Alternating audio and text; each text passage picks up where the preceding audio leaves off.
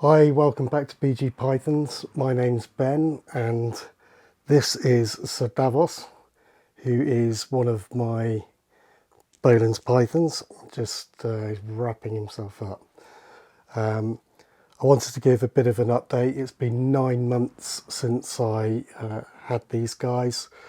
They're absolute joy to have, really joy to have. I can understand why people have these high up on their, wanted list of pythons. Absolutely beautiful. As you can see, he's got quite a bit bigger. He's about double the size in terms of weight than when I got him 9 months ago. Feeding wise, has been quite steady. I've been not overdoing it. They're the sorts of snake that would quite happily keep eating, so you have to manage that quite well. As you know, if you'd seen my previous videos, I started off straight away in a viv, in these Herptech vivs, which are the 90 centimetre wide ones, and provides a bit of height. It's 50 centimetres, 500 mil high. Just makes it, gives them a bit of room for climbing. I started off substrate wise with the puppy pads. The reason being it was just so much easier. Also is I wanted to do some tests, some parasite tests and so forth. So having it on the puppy pads is much easier to collect fecal samples, and just to basically like that sort of quarantine phase. And the vivs weren't in this room with my other snakes. They were in a completely separate room, and that seemed to do the trick. Now, just on the substrate front, I've experimented somewhat as I've carried on, with them, just working out, trying to get a good balance between with the humidity and so forth. Now I moved to orchid bark with little bits of sphagnum moss and about, and I really like orchid bark. It's really quite good. It looks very naturalistic and everything, and I've probably had that going now for, I don't know, probably 4 months or so. It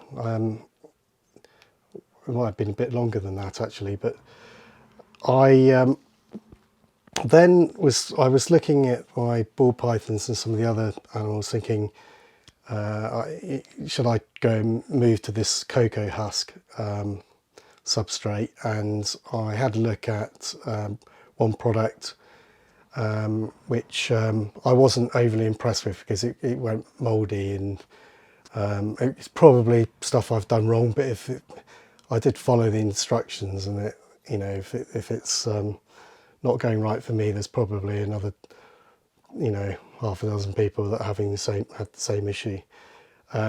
So I was always on the lookout for what other people are doing, and also what other products are out there. And I came across Gavin at Balls to You, his video, and he's one of the distributors, or I don't know what the complete background, but he's sort of introduced this viper bedding, which is a UK produced cocoa husk. I think obviously the cocoa is probably coming from abroad, but the cocoa is all produced in the UK. And there's 2 versions of it, and he talks about in his video. So I'm not going to go into the ins and outs of putting, how you take a block and add the water and all of those sorts of things. So here's probably a small clip of me just doing exactly that. It does, a small block does go to quite a lot. My really useful box, I think 64 litres. I've got it full with this substrate. Now I've gone with the hatchling substrate, which seems to really hit the mark. It seems it's a bit finer, It's kind of on a par a little bit with Lignosul, but obviously it holds humidity well. I think it looks really good. So I've put it in both of the Boelens vivs. My new Madhu is now got it, and one of the ball pythons is also using it. So I'm giving it a big thumbs up. I think it's absolutely fantastic. So do recommend it. I'm going to carry on using it. If anything changes, I will give some form of an update, but please reach out to me if you want to see how I'm getting on with it. So great stuff on that. Thank you, Viper Bedding. Brilliant. Just swapped Ser Davos out for this beautiful Sansa, my female Boelens. Again, you can really see how the reds are been gradually disappearing, and this darkness is coming through, and in the right light, which probably won't get picked up on the camera, the iridescence is amazing, absolutely amazing. Now I've woken both of these up, so they're a little bit surprised, but actually I don't normally take them out like this. When they come out regularly to bask, to heat up under the infrared heater I've got, a deep heat projector type heating, which they seem to like, and I normally just open the door, and they're very inquisitive. They would just come out, and if I put my arm on my shoulder there, they crawl out on their own initiative, which I quite like because it's a lot less stressful for them.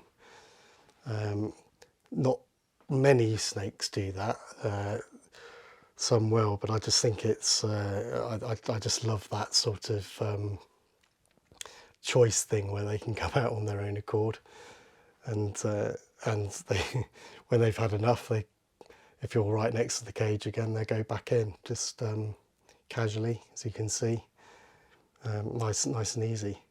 So Sansa, just going back, if I go back sort of those 9 months when I got her, she was the one which didn't start feeding straight away. And again, just a bit of research, saw that people just offered quail, and that worked brilliantly. And as you can see, as soon as I offered quail, she was right on it. And I think I only did 3 feedings of quail, and then obviously tried to trick her into having a mouse.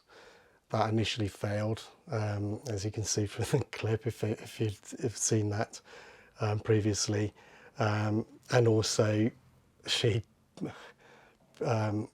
just when you think you've got it all perfect, she went and missed the food item and bit herself.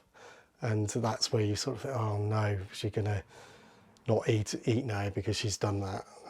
But fortunately, she was as good as gold, so was back on it. She's absolutely stunning.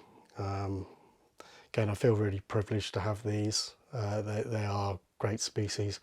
I would like more if any come available. I probably will look to just add, because I quite like to have a group of maybe 4 Boelens Pythons for for thinking of the future. The long way off ever being attempted to do any breeding, and even if getting at that stage is, by the signs of it, it's pretty tricky. Hence why there's not very many of these guys available that are captive bred. But they are a stunning animal. Just absolutely beautiful. On the whole, it's been pretty successful.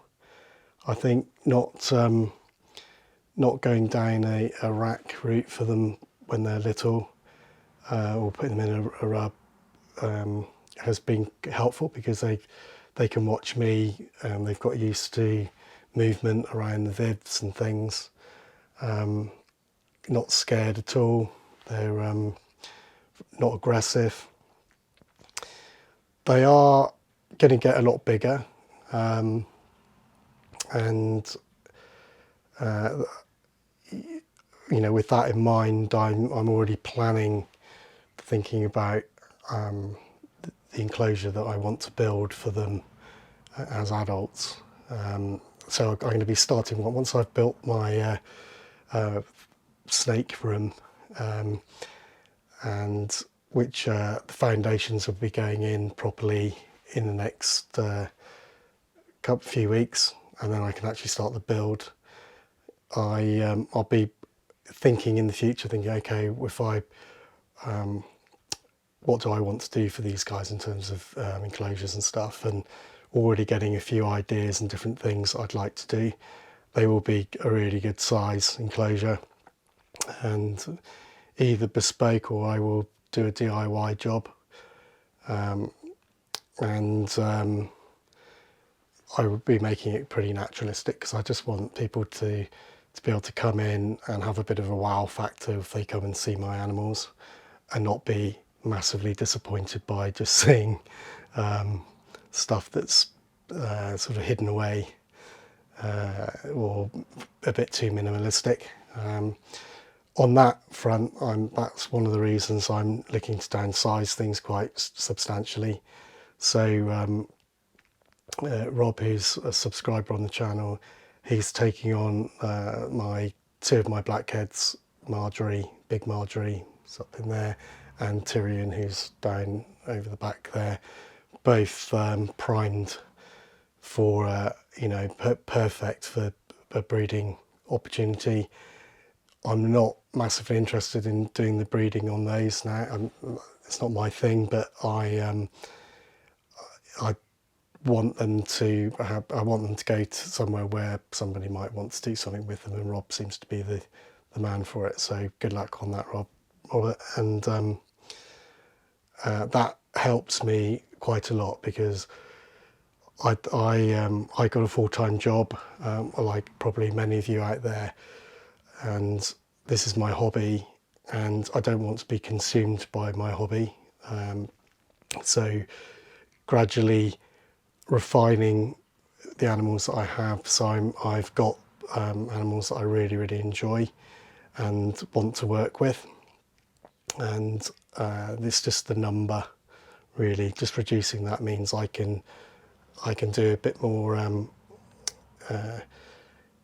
you know, handling and so forth. Not that you want to handle all the time. I mean, I don't really bother with the green tree pythons at all, though I have handled them now and again, just from their perches and stuff, because every so often you will want to remove your animal.